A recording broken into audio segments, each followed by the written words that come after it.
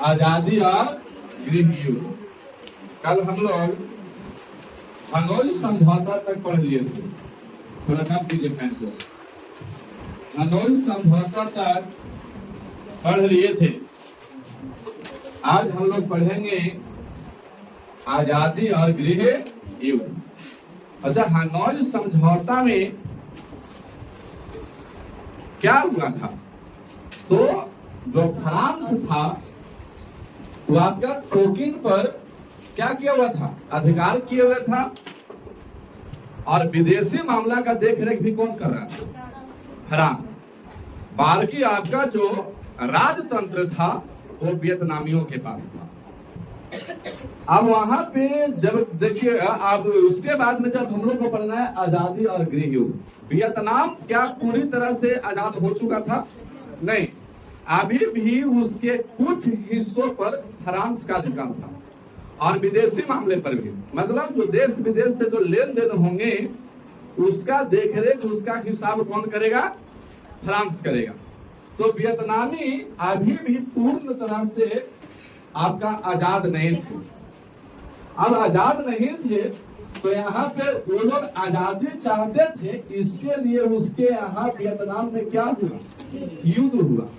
Vietnam में ही लड़कियां रिपीटेंगे, सुन चुपचाप, 4-5 बार को रिपीट कर रहा हूं, इसका मतलब क्लास डिस्टर्ब कर रही हो। वियतनाम में आपको अशांति था, किसके लिए? आजादी के लिए। आजादी के लिए अशांति था, जिसके कारण लोग आपस में क्या हो रहे थे? झगड़ रहे थे, युद्ध कर रहे थे। तो वियतनाम में यह युद्ध चल रहा था, इसीलिए क्या बोला गया इसको? गृह युद्ध। अच्छा, फ्रांस पहले वियतनाम पर पूर्ण अधिकार किए हुए था, लेकिन कुछ लड़ाई झगड़ा युद्ध के कारण अब वियतनाम पर कुछ हिस्सों पर ही फ्रांस रह चुका था। तो क्या अगर मान लिया जाए कि हम कहीं पे अधिकार किए हुए हैं और एक बैग, या फिर कहीं मेरा बिजनेस बहुत डेवलप है और एक बैग घट जाए, तो मन में अशांति होगी कि नहीं होगी? तो वियतनाम इतना आसान से, वियतनाम से इतना शांत से फ्रांस जाने वाला नहीं था। क्यों? क्योंकि फ्रांस वियतनामियों को कब्जा किए हुए था। तो उसको एक बैग भगा दीजिएगा तो वो एक बैग जाना चाहेगा? नहीं जाना चाहेगा। तो यहाँ पे क्या है कि फ्रांसीसी आसानी से वियतनाम से जाना नहीं चाहते थे, लेकिन फिर भी वियतनाम में गणतंत्र की स्थापना हो चुकी थी।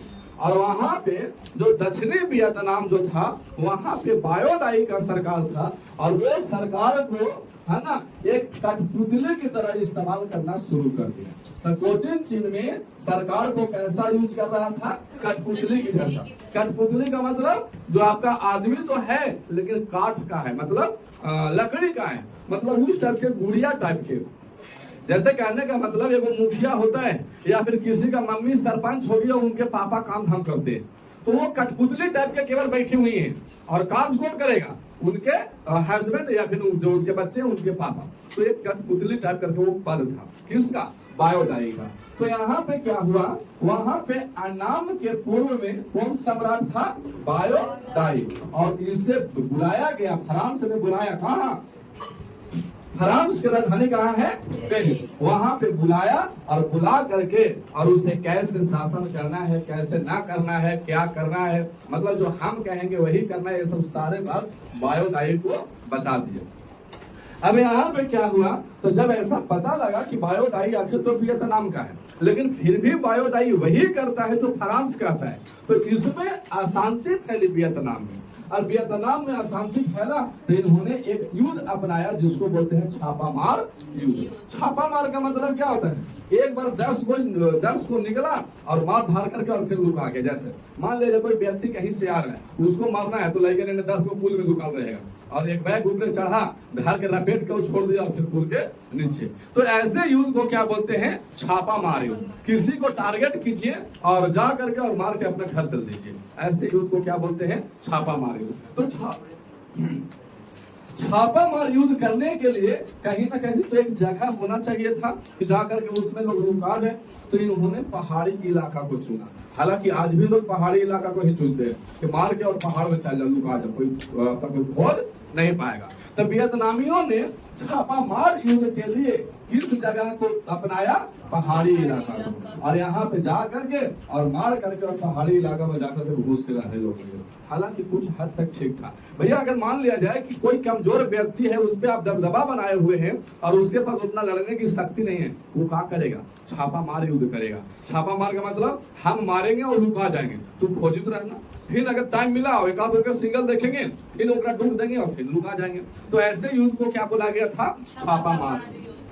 अब यहाँ पे जब आपको उतना वियतनामी काबिल नहीं हो गए थे या उतना ताकतवर नहीं था, फिर भी फ्रांसीसियों से युद्ध क्या रखा था? जारी। कि अभी भी हमें वो ताकत है कि हम फ्रांसीसियों से लड़ सकते हैं। अब यहाँ पे क्या हुआ कि यहाँ पे 1949 ईस्वी में हो चिन मिन चीनी गणराज्य को स्वीकार कर लिया। मतलब चीनी भी वहां प्रभाव था, फ्रांस का भी प्रभाव था।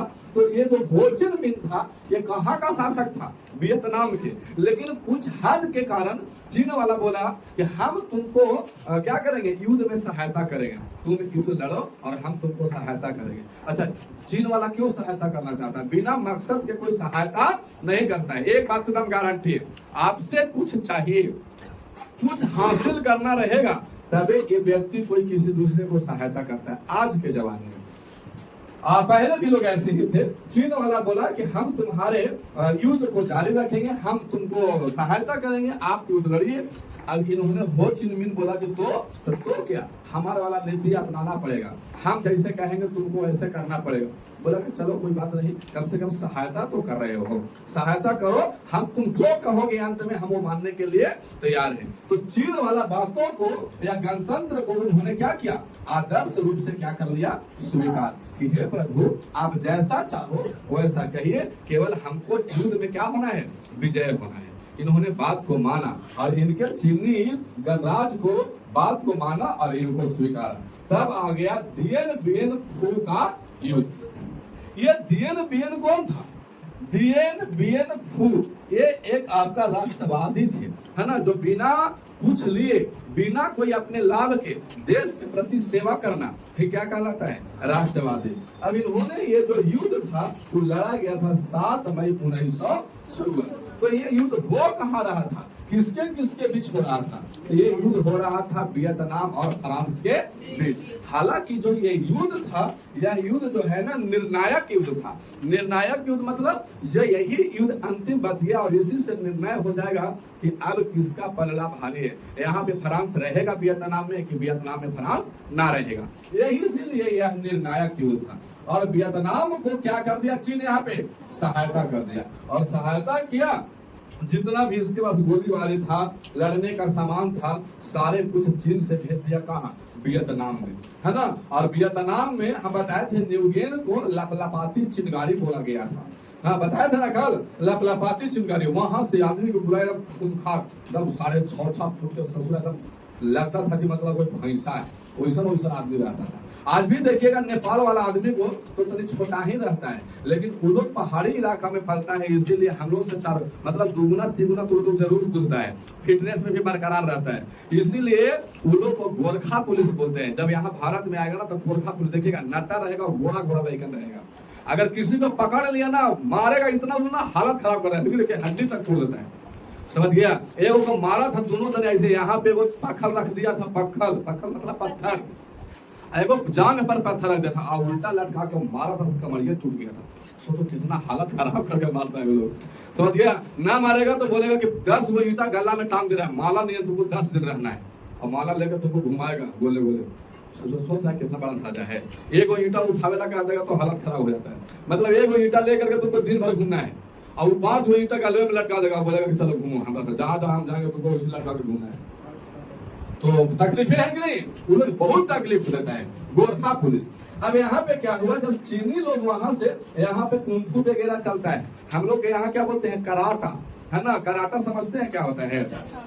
जो आपका उछाल कूद करके मार दे तो भारत में उसको बोलते हैं कराटा, और जो आपका थोड़ा स्टाइल से मार दे उसी को उसको बोलते हैं कुंग फू। क्या बोलते हैं? कुंग फू। तो ये कुंग फू भी हम लोग कराटा का ही रूप समझते हैं। चीन वाला लोग बहुत कुंग फू जानता था, वहां से आया और फ्रांसीसियों को इतना कस के रेला कि ये लोग सब हार गया। तो युद्ध में क्या हो गया, ये लोग पराजय, और पराजय हुआ ना तो फ्रांस के सैनिकों को वहां पे जितना सैनिक फ्रांस के था सब के जाकर कारागार में बंद कर दिया। ले अब न रहता बांस न बजेगा बांसुरी। जितना फ्रांस के सैनिक था जा करके कहा बंद कर दिया गया उनको? जेल में, है ना, जेल में बंद कर दिया गया। अर्थात कोई जेल, किसका जेल? तो फ्रांसीसियों का जेल था। लेकिन वियतनाम में एक ऐसा जगह था जहां पे जा करके बंद कर दिया। मालूम चला कि कोई फ्रांस का सैनिक है ही नहीं, खाना देता था, मारो करता था, बड़े सब सारे सैनिक को बंदी बना दिया गया। और यहाँ तो हम बताए थे कि छापा मारी चल रहा था, और जब सैनिक को सबको रुकवा के और बंद करा दिया, मैंने बंदी बना दिया, फिर भी ये वाला युद्ध जारी रखा। बोला चीन वाला कि भैया तुम छापामार युद्ध को बंद नहीं करना। छापामार युद्ध मतलब आपका लोग कम रहेंगे लेकिन वो अधिक व्यक्तियों का सामना कर सकता है। क्यों? अधिक वाला व्यक्ति जो है, जैसे कोई 10 गो भाई है और हम लोग 3 गो भाई हैं, तो वो लोग 10 हमको बदेगा? नहीं बदेगा। तो वो लोग रंगदार नियम घूमित रहेगा कि हम तो शेर हैं, तो शेर है ना, तो हम लोग तीनों लुका के युद्ध करेंगे, छापा मार युद्ध, और में से कहीं एक और कोई फटका घर के मुड़िए में मोड़ देंगे। समझ गए ना? तो इस सब फिर बचा क्या? 9 गो। फिर वो लोग ठीक है, वो लोग तो घूमने के लिए प्रयास करते ही रहेगा। तो इसे एक करते करते सबके खलास, राम नाम।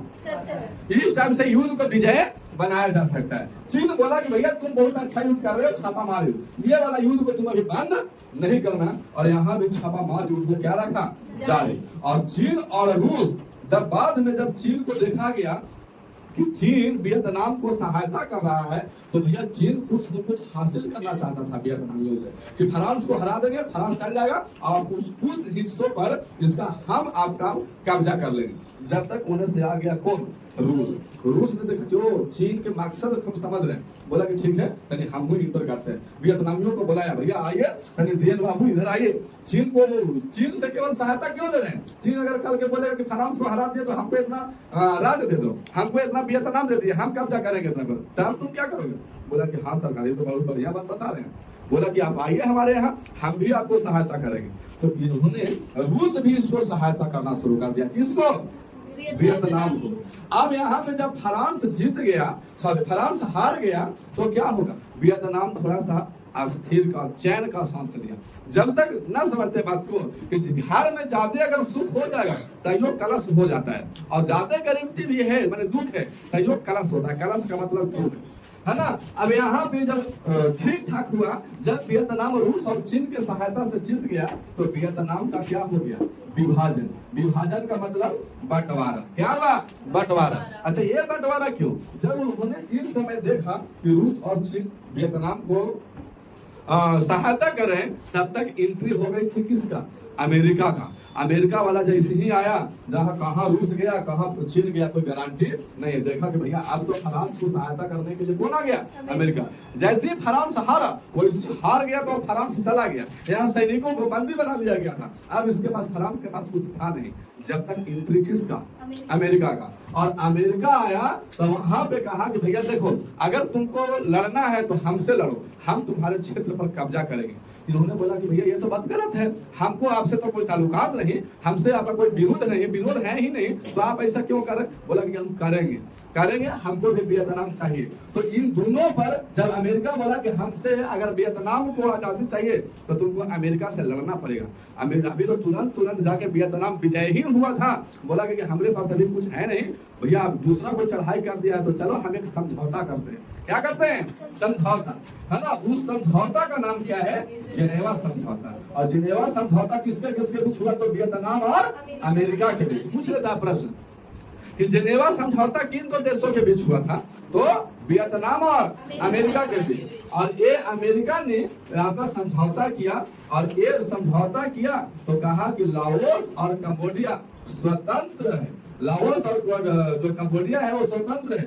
बाकी वियतनाम का क्या हो गया? यहाँ पे विभाजन। और विभाजन हुआ तो यहाँ पे बन गया वियतनाम। एक भाग बना उत्तरी वियतनाम और दूसरा भाग बना दक्षिणी वियतनाम। और फिर से दक्षिणी वियतनाम जैसे ही बना तो एक हारा हुआ शासक बाओ दाई को इन्हें से उठाया यहाँ से और उठा करके अमेरिका वाला बैठा दिया गया, बोले ले तुम दक्षिणी वियतनाम में क्या करो, सरकार बनाओ, है ना। दक्षिणी वियतनाम में क्या करो, सरकार बनाओ, और तुम ही यहाँ क्या करो, राज करो। बाओ दाई तो पूरा उछलने लगा कि ससुरा हम तो दोनों खेत के मूली नहीं थे, अमेरिका वाला बहुत समझदार है, हमने सरकार बना दिया। और दक्षिणी वियतनाम में ये जो हो चिन मिन था, इसका सरकार बना, और हो चिन मिन जो था वो कम्युनिस्ट सरकार था, बहुत ही अच्छा व्यक्ति था हो चिन मिन, है ना। अब इन्होंने कहा कि भैया देखिए एक ही वियतनाम है, यहाँ पे दो सरकार कैसे चलेगा, वियतनाम एक हो और सरकार दो हो। इनको लगा हो चिन मिन के कि बाओ दाई जो था ना वो स्वेच्छाचारी था, भोग विलास वाला सरकार था। मतलब भोग विलास का मतलब समझते हैं, मतलब अपने आप को केवल सुख पाना ही वो राजतंत्र का सुख समझता था। मतलब हमको अगर सुख है तो पूरा हमारे राज में लोग सुखी है, और उसको बोलते हैं भोग विलास और स्वेच्छाचारी, मतलब जो उसको मन रहेगा वही करेगा, दूसरा कुछ नहीं करेगा। जो कि हो चिन मिन अभी से नहीं, बहुत पहले से इसके बारे में पढ़ते आ रहे हैं। ये बहुत अच्छा सरकार था। अब यहाँ पे बोला गया, आपको अमेरिका वाला बोला यहाँ पे कि ठीक है अभी तत्काल के लिए रह दीजिए बाओ दाई को, जरूरत आपका देखिए 1954 में समझौते हुआ है, 1956 में हम 56 में इलेक्शन करवा देंगे। क्या करवा देंगे, इलेक्शन, और इलेक्शन करवा देंगे तो आपको क्या है, एक इलेक्शन में हो चिन मिन खड़ा होगा और दूसरा में बाओ दाई, इसके विरोध में आप लोग पता कर लीजिएगा, जो अच्छा रहेगा उसको जीत हो जाएगा, पूरा वियतनाम पर वही राज करेगा। बोला कि हो चिन मिन चलो ठीक है, 2 साल के बाद है ना, तो 2 साल किसी तरह से दक्षिण वियतनाम और उत्तरी वियतनाम चला। यहाँ पे आपको 1956 में चुनाव कराने की बात रखी गई, लेकिन इसको बोला गया कि भैया 2 साल तो नहीं, ऐसा नहीं कि अपने में टकर जाना, इसको देख रेख के लिए यहाँ पे भारत को, कनाडा को और पोलैंड को बोला गया कि भैया इतना देश तो तीनों चारों जाकर के क्या करना कि वियतनाम को देखना कोई गलती ना कर पाए, समझिए। ये देख रेख के लिए किसको किसको रखा गया था, भारत को, कनाडा को और पोलैंड को, इसको देख रेख में रखा गया। फिर भी अब यहाँ पे देख रेख चाहे कितनों, उससे क्या मतलब है, अगर कुनुस समझते हैं, युद्ध का कुनुस, लड़ाई झगड़ा का कुनुस, हम लोग देहात में कुनुस बोलते हैं, मतलब कि कुनुस लेके मारना, ना समझ रहे बात को। जैसे कि मान लीजिए हमको और इसके बीच में लड़ाई है, कोई आकर के छोड़ा दिया या सब युद्ध खत्म हो गया, लेकिन फिर भी आपको हमको लगेगा कि रुक थोड़ा सा बदला लेवो जरूर, तो बात को क्या बोलते हैं, कुनुस ना बोलते हैं, मतलब कि 11 चलो ना 11 लगा के मारना है, हालांकि हम लोग कुनुस बोलते हैं, कासर, हाँ उसको कासर बोलिए कि अभी कुछ नहीं थोड़ा हम कासर लगा के रखेंगे ना, तुम कहीं बेटा अकेले में पकड़ा देना, रूबा नहीं ढूंढ दो, ऐसे करके हम लोग बोलते थे। तो यहाँ पे कासर था भैया, तो यहाँ देश एक है लेकिन राज आपको सरकार 2 है, तो अभी भी कसर था। फिर भी वियतनाम में क्या था, वहां पे अशांति, और अशांति जहां पे रहेगा वहां युद्ध होना निश्चय है। ये युद्ध फिर से हुआ जिसका नाम फिर से क्या रखा गया, गृह युद्ध। क्या रखा गया, गृह युद्ध। तब हम लोग अगले स्लाइड में पढ़ेंगे कि वियतनाम में गृह युद्ध हुआ तो उसका कारण क्या क्या था, है ना। फिर भी अगर वहां गृह युद्ध होता है वियतनाम में, फ्रांस हार गया, फिर कारण क्या था कि यहाँ पे गृह युद्ध हो रहा है, तो इसका कारण आइए हम लोग दूसरे स्लाइड में देखते हैं। जब तक छापना है आपको छापिए। चलिए दूसरा में पढ़ते हैं, दूसरे स्लाइड में वियतनाम में गृह युद्ध होने का कारण क्या है। तो कारण वहां पे बहुत सारे थे, जिसको हम 4-5 कारण आपको बताएंगे। तो कारण क्या था कि बाओ दाई को हटा करके और एक वहां का एक व्यक्ति था नगोदीन दिएम, क्या नाम था इसको, नगोदीन दिएम। इसको नगोदीन दिएम ने क्या किया था, यहाँ पे जो दक्षिणी वियतनाम में जो सरकार बाओ दाई का बना था, इसको जबरन हटा दिया। कौन, नगोदीन दिएम। और 1955 ईस्वी में नए सरकार की क्या कर लिया उन्होंने, स्थापना। उन्होंने जब आया 1955 में, हालांकि 1954 में जेनेवा समझौता हुआ था और इलेक्शन कराने का डेट कब रखा गया था, 1956 में। जब तक एंट्री मार दिया नगोदीन दिएम का 1955 में। और उन्होंने बाओ दाई को देखा कि तनी कमजोर शासक है, लात जूता पलाहू से कभी कभी कोई हटा दे रहा है, कोई घुसा दे रहा है, कोई इन्होंने कर रहा है, तो भैया तनी ओकरे पर हम हाथ सफाई कर लेते हैं। आया, खूब रगड़ा होगा बाओ दाई के और उसको हटा दिया और 1955 में वो अपना सरकार बना लिया, है ना, नया सरकार। उसका अध्यक्ष कौन था, नगोदीन दिएम, इसका सरकार बन गया। और ये तो आपका, ये आपको जो राजा था ना, ये राजा निरंकुश था। कैसा राजा था? निरंकुश। और कैसा था? स्वेच्छाचारी, है ना। स्वेच्छाचारी तो हम आपको बताएं। निरंकुश का मतलब ही पहले आपको अध्याय में बताएं। निरंकुश का मतलब जो अपने ही आपको कोई भी काम करना है, किसी से पूछना नहीं है, कोई भी चीज लागू करना है, हम किसी से परामर्श नहीं लेंगे और उसको लागू कर देंगे। यदि कोई इसका विरोध में खड़ा होता है, ससुराल लाओ और पकड़ के सजा दे देता था। और ज्यादातर शारीरिक सजा, मतलब सजा भी बहुत अजीब अजीब रहता था। बोलता था अरे इसको बहुत यही है ना, दोनों इसको आंख फोड़ दो। अब क्या कर देगा? उड़ने से लाएगा और दोनों अच्छा खोल करके घोंप देगा। ससुराल 90 के स्पीड में भागेगा। किसी को मने मजा ना रहेगा, भैया जो करना है वो करो। कोई बोलेगा कि इसको बहुत बोल रहा है ना, कि बहुत ज्यादा बोलने लगा है, लाओ उसको पकड़ के मुंह खोल करके लोहा पिघला के डाल दो। माने जिंदे जीते जी मार देना। उस वैसे शासक को क्या बोलते थे? निरंकुश।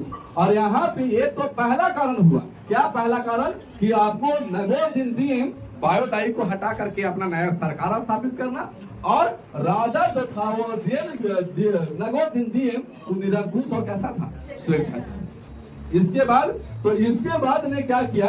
दूसरा कारण था कि डीएम ने जो इसका विरोध करता था, जो भी व्यक्ति इसका विरोधी था या विरोध करने वाला था, उसको पकड़वा करके चाहे कोई सजा दिला दो, चाहे तो उसको जान से मार दो। इसका यही काम था। आज भी हमारे यहाँ ऐसा होता है, अपने कुर्सी बचाने के चलते दूसरा कोई को मौत कर दिया जाता है, मर्डर कर दिया जाता है। तो इस ससुरा बहुत हरामी किस्म का राजा था। माने इसके अगर कोई विरोधी है और जहां पर चक्कर पकड़ किया, उसको बुलाया और मरवा दिया। कोई पता न लगेगा कि कहाँ कौन है कि कोई नहीं है। तो इस ढंग से इसके बाद और भी क्या किया? तो जो 1956 में होने वाला जो चुनाव था, उसको क्या कर दिया? रोकवा दिया कि चुनाव अब नहीं होगा। इसका डर था। क्या डर था? कि भैया अगर हम इतना हरामी है तो हमको जिताएगा कौन इलेक्शन में? सबको हो चिन मिन को ही जिता देगा। क्यों? क्योंकि वो बहुत ही अच्छा कम्युनिस्ट दल का आदमी था। तो अगर उसको 1956 में जब इलेक्शन होगा तो हमको तो इसी सत्ता से बाहर निकाल देगा। इसलिए इन्होंने इलेक्शन पर कोई भी ध्यान नहीं दिया, है ना। और ये डर आता था कम्युनिस्ट का विजय, मतलब हो चिन्ह का विजय हो जाएगा। तीसरा कारण ये था कि ये ससुरा ईसाई धर्म से आता था। कौन धर्म से? ईसाई धर्म से। और ईसाई धर्म से आता था, इसीलिए पूरे वियतनाम पर ईसाइयों का क्या कर दिया? मान्यता दे दिया कि भैया आज से यहाँ रीति रिवाज जो ईसाई का चलता है वही वियतनामियों का भी होगा। जैसे ईसाइयों का शादी ब्याह होता है वैसे ही वियतनामियों का भी होगा। लेकिन ये कहना गलती था। आज भी हमारे यहाँ भारत देखिए एक ऐसा राष्ट्र है, यहाँ पे अलग अलग मुल्क में रहने वाले लोग भी अपना अपना हिसाब से, अपना अपना राजतंत्र से, अपना अपना क्या बोलते हैं उसको, नीति से, या जो रिवाज है, रीति रिवाज है, उसको अपना करके वो शादी कर रहे हैं, विवाह कर रहे हैं, जो उनका त्योहार है वो मना रहे हैं। लेकिन वहां पे ये जो आपका डीएम है बोलेगा कि भैया जो ईसाई धर्म की बात है केवल वही यहाँ चलेगा, दूसरा कुछ नहीं चलेगा। और अगर कोई चलाने का प्रयत्न किया, सीधा मर्डर। किसी को हिम्मत कम करेगा, बोलेगा भैया जो का दिक्कत है, हमारा ही लोग चौका पूरा करके शादी ब्याह करते हैं, नहीं पूरा तो क्या करेगा?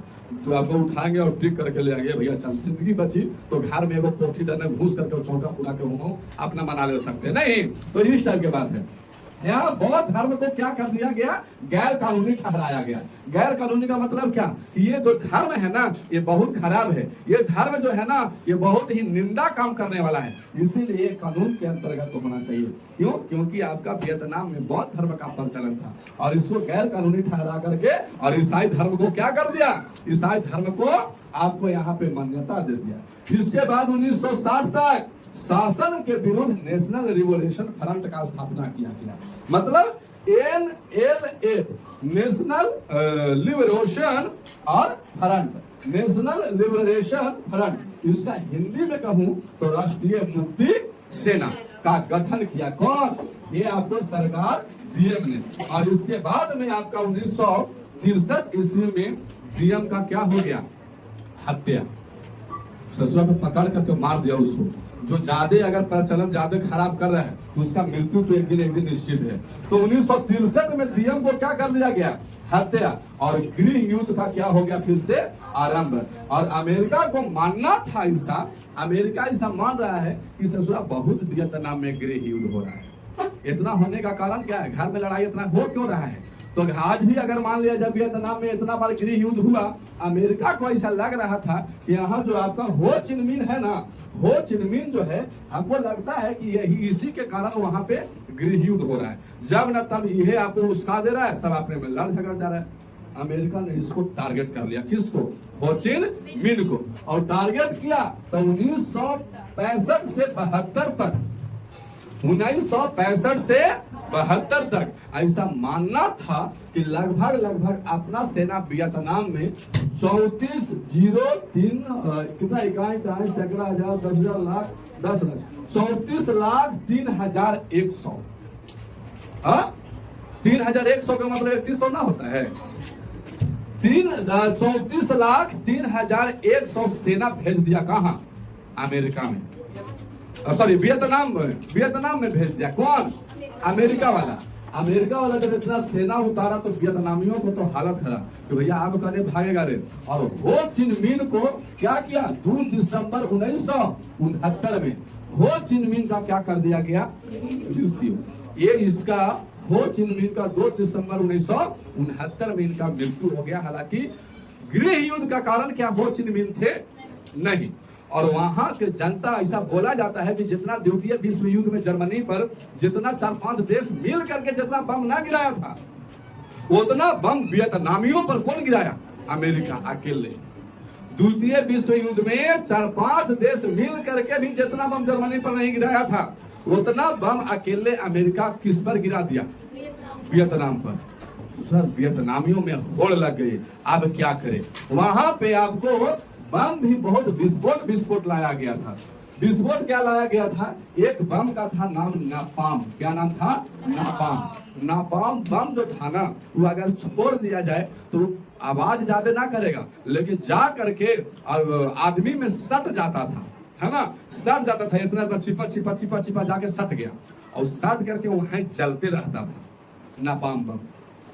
इमेजिन कर पा रहे हो, अगर यहाँ पे छोड़ दिए नापाम बम तो क्या होगा कि तुम लोग के शरीर में जाकर के और सब सट जाएगा, वो उसका जो बारूद है सब सट जाएगा, और हमें शरीर में जलते रहेगा। जितने भागेगा उतना ही जलेगा। तुम क्या करोगे, तुम सोचेगा कि भागेंगे तो भूत न जाएगा, इससे थोड़ा आग लगेगा। सच बात को इमेजिनेशन सोच के देख लो। वैसे हमारे यहाँ बम है, प्लास्टिक बम।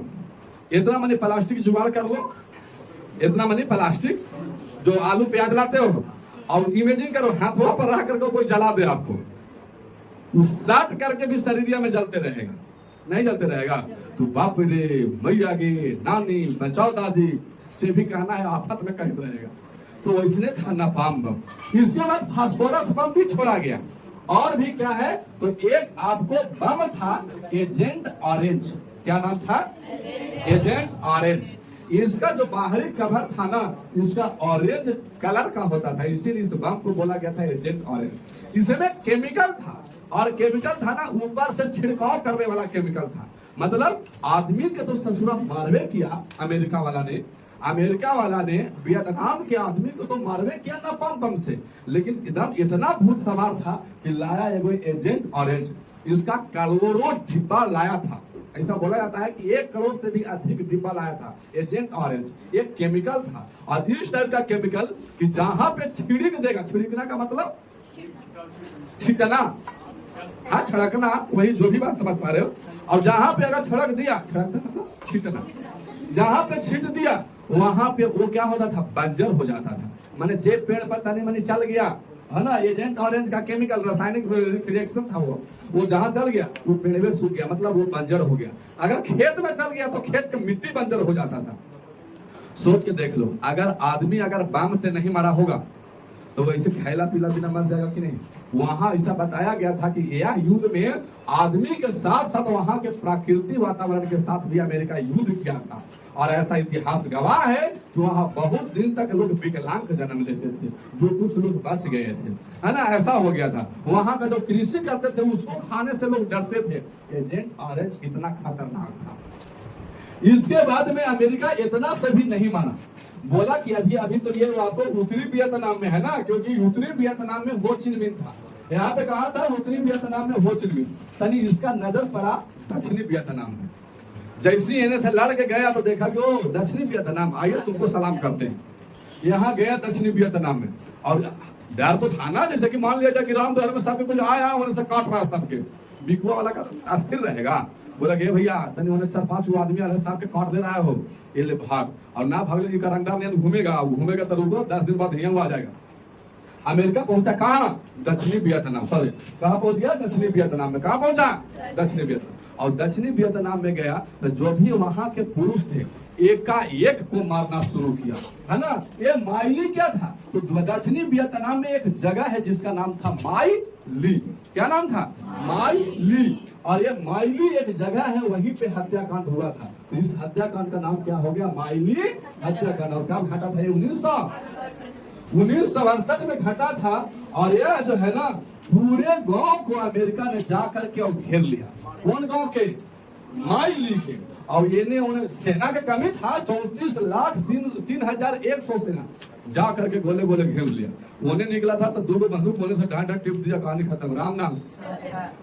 अब आदमी जाए कहाँ? जा करके इतना सेना ने यहाँ पे इतना निंदा काम किया कि कहने साधना। हालांकि आप जानते होंगे जैसे भगवान श्री रामचंद्र जी, युद्ध का भी कुछ नियम होता है। देखिएगा, रावण के पास जब कोई आपका हथियार नहीं था तो राम जी ने उनको भेज दिया था कि जाओ रावण, तुम निहत्थे हो गए हो और कभी क्षत्रिय निहत्थे लोगों पर वार नहीं करते। ऐसा कह करके रावण को भेज दिया गया था। और बोले थे रामचंद्र जी कि कल तुम अपने अस्त्र शस्त्र के साथ तुम आओ, तब हम लोग युद्ध करेंगे। इसके बाद लक्ष्मण जी को भी समझाए थे कि लक्ष्मण, कभी भी ब्रह्म अस्त्र का प्रयोग युद्ध में नहीं किया जाता है। जब तक जिंदा रहने का शंका है तब तक उस अस्त्र का प्रयोग तुमको नहीं करना है।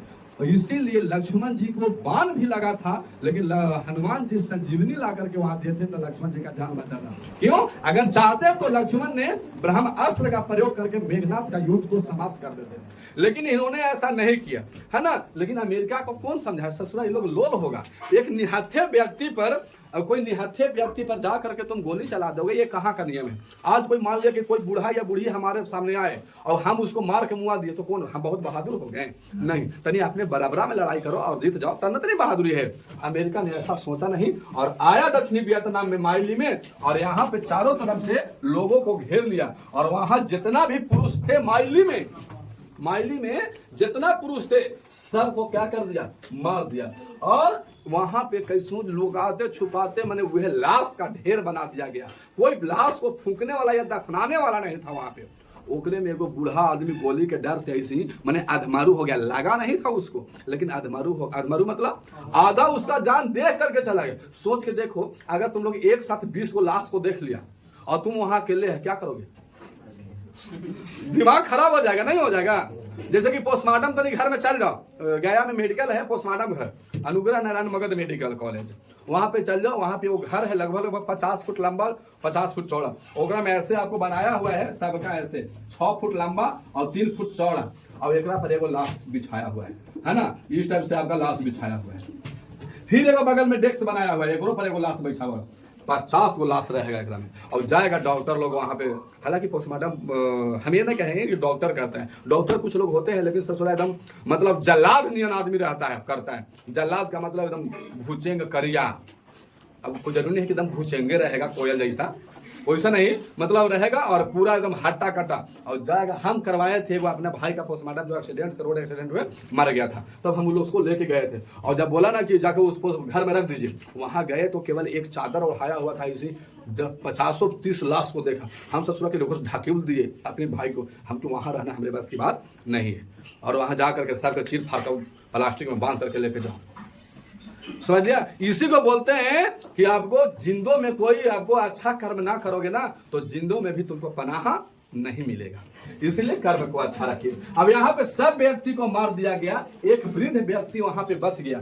और वहां पे बोला जाता है कि तो पुरुष के साथ सबको मारा गया, लेकिन स्त्री को क्या छोड़ दिया गया था? वहां के बच्चियां को छोड़ दी गई थी? जी नहीं, वहां के स्त्री को और बच्चियां को पकड़ कर उसके साथ दुष्कर्म किए। और कैसा दुष्कर्म? सामूहिक दुष्कर्म। एक साथ 10-15 लोग मिल करके सामूहिक दुष्कर्म किए उनके साथ। तो भैया क्या होगा? वहां पे जा करके सबका मौत हो गया। माइली एक बहुत छोटा सा जगह था, वहां पे ऐसे ऐसे वहां पे युद्ध किए गए और सभी स्त्रियां और बच्चियों के साथ में क्या किया गया? दुष्कर्म, जिसको हम लोग बोलते हैं रेप करना, समझिए। मतलब ये आपको साथ उनके साथ किया गया। ये अमेरिका का कहाँ का नीति था। लेकिन एक बूढ़ा बाबा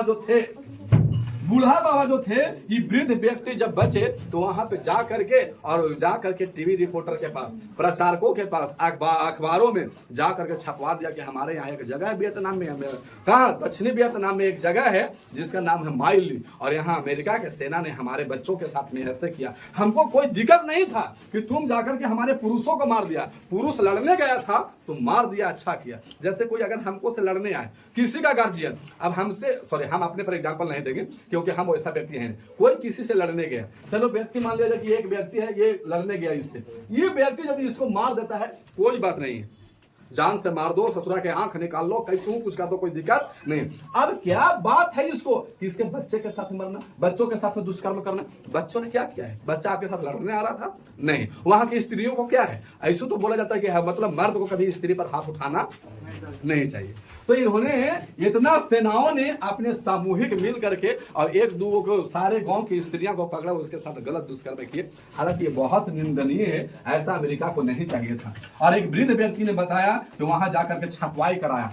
जब छापा गया कि अमेरिका के सैनिक ने वियतनामियों पर, यानी वियतनामियों में कहा, दक्षिण वियतनाम के एक गांव था माइली, वहां पे जाकर के सेना ने ऐसा किया है, उसका पूरा देश में थू थू होने लगा और उसका कटु आलोचना हुआ। कटु का मतलब क्या होता है? बहुत ही निर्दय आलोचना, कि तुम लोग सबसे गिरे हुए इंसान हो, तुम लोग इंसान कहलाने लायक नहीं हो, जो तुमने काम किया है वो बहुत सराहनीय नहीं है। तुम अगर वियतनाम को जीत भी लोगे तो तुम्हारा प्रशंसा कौन करेगा? देखिए, प्रशंसा करने वाला भी होना चाहिए। राम भगवान ने कहे थे कि अगर हम अपने भाइयों से अलग भी हो जाएंगे और हम राजा रहेंगे तो हमको सेवा करने वाला प्रजा कौन रहेगा? लेकिन वही रावण ने अपने भाई को अपने इलाका से निकाल दिया था। देखिए, उसका अंत हो गया और ये भाई अपने साथ दिया, इसका विजय हो गया। लेकिन अगर यहाँ पे अमेरिका वालों ने माइली पर अगर मान लिया जाए कि कब्जा भी कर लिया, इसका कौन गुणगान गाने वाला कोई अब है? स्त्रियां मर गई, पुरुषों के तुम मार दियो, अब क्या होगा? तो अब यहाँ पे ये आपको खराब हो गया। तब भी वियतनामी अभी भी हार मारने वाले नहीं थे। इन्होंने एक बनाया भूल भुलैया मार। अब वियतनामियों ने क्या किया कि अब हम ऐसे नहीं जीत सकते हैं, वो रास्ता बनाते हैं, खोखर रास्ता। खोखर समझते हो? जैसे बांस जो है ना, खोखर रहता है, खोखर मतलब अंदर में खाली जगह। तो ऐसा भूल भुलैया रास्ता बनाया। भूल भुलैया का मतलब जिलेबिया मोड़ समझते हो?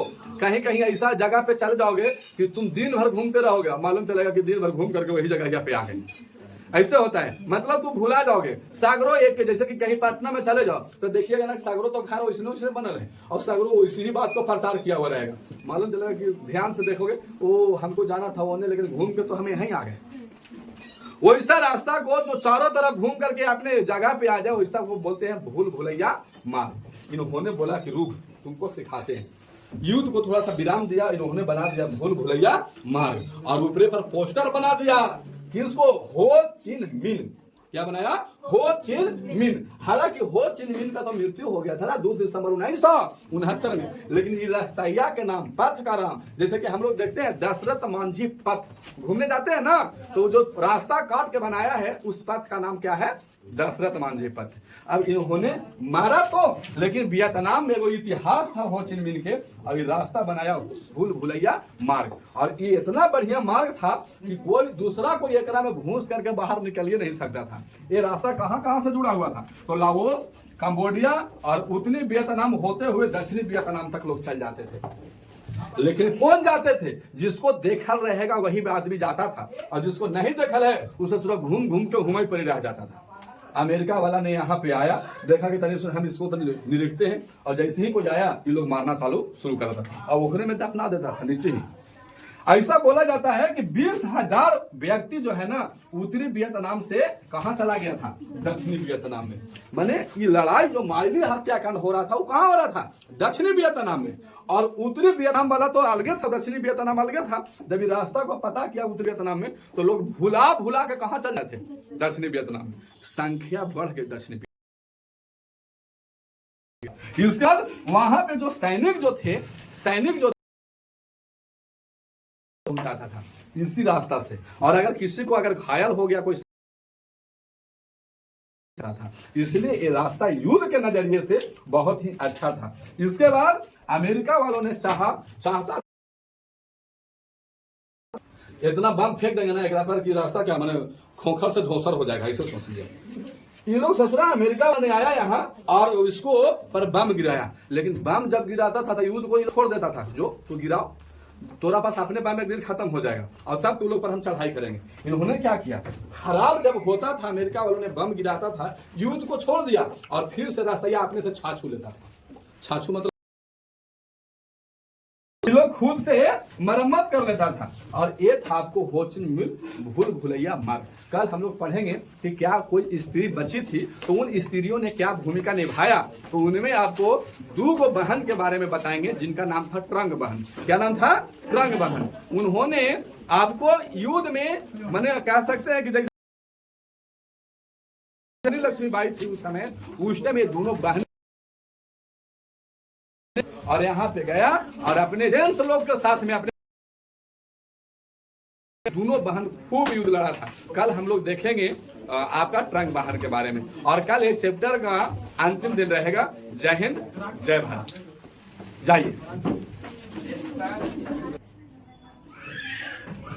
आपको यदि इस चैनल से कुछ भी बेनिफिट है तो कृपया इस चैनल को सब्सक्राइब कीजिए, लाइक कीजिए, आप शेयर कीजिए। इसी से मेरा मोटिवेशनल पावर बढ़ता है ताकि मैं आपको निरंतर आपके आगे तक का वीडियो बना करके आप तक पहुंचा सकूं। धन्यवाद। जय हिंद, जय भारत। आप वीडियो को अंत में आप अपना कमेंट करना नहीं भूलिएगा। धन्यवाद।